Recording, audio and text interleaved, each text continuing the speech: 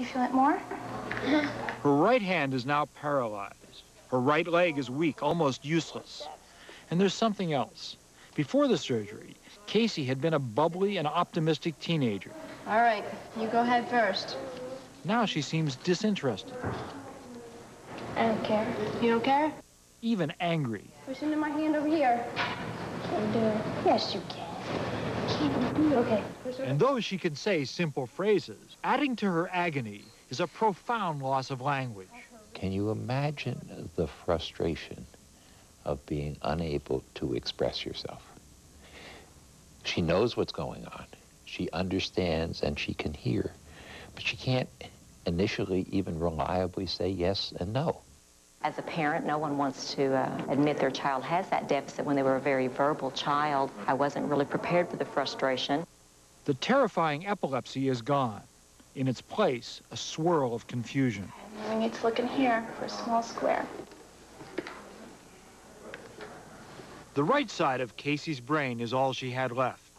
But remember, the doctors had told Casey's parents that the right side would get stronger, rewiring itself to take over the functions of the left half. But 10 days after the surgery, there's no sign it's happening. You drink out of it? Regina, who spends each day at Casey's side, struggles to maintain her optimism, but fights to stay strong for her daughter. Are you going to do great with speech? Yes. Are you going to try your very best? Yes. It's a week before Christmas, just a month since the surgery. Casey and her family are back home in Tulsa. Let's do bridges first. Okay. She continues with her grueling day-by-day therapy. Gone are the cane and wheelchair she needed just 3 weeks ago. Her right side is remarkably stronger. Repeated practicing with the leg helps Casey's brain to find new pathways to control it.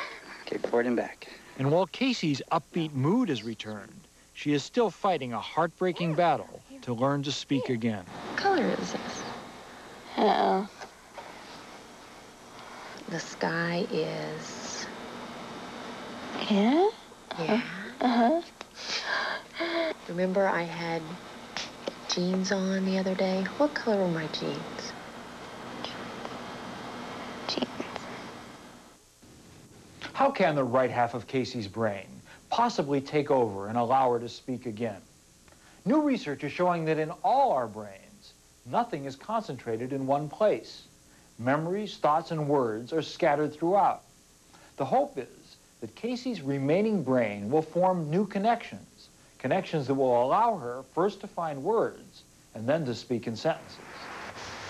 It's like a field of hay. It's grown up, there are no pathways. The words are hidden as treasures here, there, and everywhere. They've got to search around to find the right word. He has a hard shell on his back. Neck goes in when he gets scared. When they find the right word, they've bent the grass a little bit. When they find that word enough times, they've beaten a path to that word, and it comes back. What color was that rabbit? Oh, no. Oh, no. Not again. Remember the jeans? Casey, go put on your... Okay. Jeans. jeans. Not green jeans. Blue jeans. If you took out the left side of my brain, I wouldn't speak again, would I? Probably not. And the reason is that your right side of your brain, the ability to find language, has been buried too long. If we did that for you at 10, I can assure you that you will talk again. Oh, no. But Casey is not 10. She's 14 now. The question remains, is she too old to reclaim her speech? Her father, Wes, is still wondering if they did the right thing. You sit here and you look at this and it's like, it's not like you have the choice of going back. It's April, 5 months since the surgery. Casey's body has become markedly stronger. Her right hand remains weak, but with just one arm, she swims laps easily. With a brace on her ankle, she can walk even better than she could before the surgery. Good. And most important, the disability her parents feared most is getting better. Casey is beginning to speak again. What's our season? Spring. Yes, ma'am. Yes, ma'am. What color do I have on? Blue. And you? And red. That's right. New connections in Casey's brain are emerging, allowing her to express her thoughts. Regina and Wes, for the first time in 4 years, are beginning to see a future for Casey. Their anguish about their decision, first to delay and then to have the surgery, has eased. Now, as they watch Casey get stronger and stronger, they stand in awe of her courage. I've had her in therapy, thinking that somehow this kid's got a break. I have.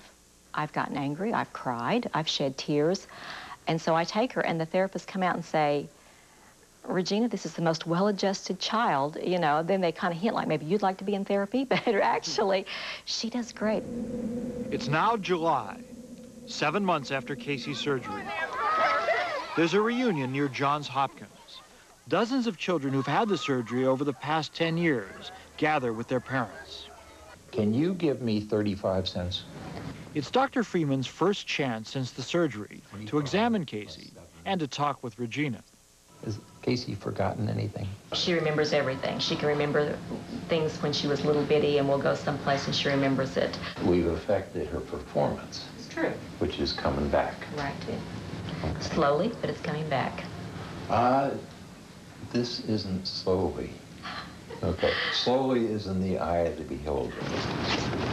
In fact, just a month later, Casey returns to school for the first time in 2 years.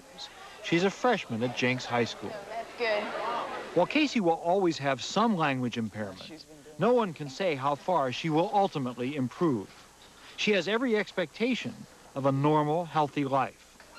Is it getting any easier for you now when you try to talk? Yeah. But it's still tough, right? Yeah. Lots of, you know, or, you know. Yeah. Can you think of the word in your mind? Yeah, but I just can't get out. You know the word, but you can't get it out. That's right. And does it get really frustrating? Oh, yes. And what is the most pressing thing on the mind of this 14-year-old? Yeah. How much do you want to drive a car, Casey? Like, real bad. Your dad said you practice on the golf cart now? Yeah. I'm pretty good, you know? You're a pretty good driver? Yeah. Do people have to get out of your way? No, come on. Scientists do not understand exactly how her brain accomplished so much. Most people in neuroscience realize that we don't know anything compared to what we will know 20 years from now. And 20 years from now, we don't know anything compared to what we'll know 100 years from now. After years of caring for her very sick daughter, Regina now faces a dramatic and very welcome change. She needed me to help her get up. She needed me to help her walk in and out of the bathtub. She doesn't need that now, and I am thrilled, but there was a part of me that maybe I needed to be needed. It says round to the nearest 10. Of course, Regina still helps Casey with her homework. Together, we sit there at that table every afternoon, and we'll do this work, and we'll do whatever it takes. Yay! Just awesome. Just awesome, girl. Do you ever feel like the Lord is testing you? I feel like the Lord has blessed us. I know she was a perfect child. Maybe I wasn't the perfect mother to have this happen to, but I'd like to think that I've done well through all of it. And I give God praise because he brought her through it. She's alive, and I'm thankful. Thankful, even for a simple sentence. We had a really bad rainstorm Monday, and she talked to her dad. She goes, oh, Dad, I got drenched today. And I'm going, she got drenched today. Listen to her. I was just amazed. Oh, golly. She's ready to take on the challenges, and if there were anyone capable of rising to that challenge, I think she's the one. Her faith stabilized us, and that's the reason that I tell her frequently she's my hero. She is a hero, isn't she? She's everyone's hero. What we've seen in the first year after surgery is just the beginning for Casey. Her doctors say the changes within her brain, the so-called rewiring, will continue for another 5 years, and only then will we know the complete extent of her recovery.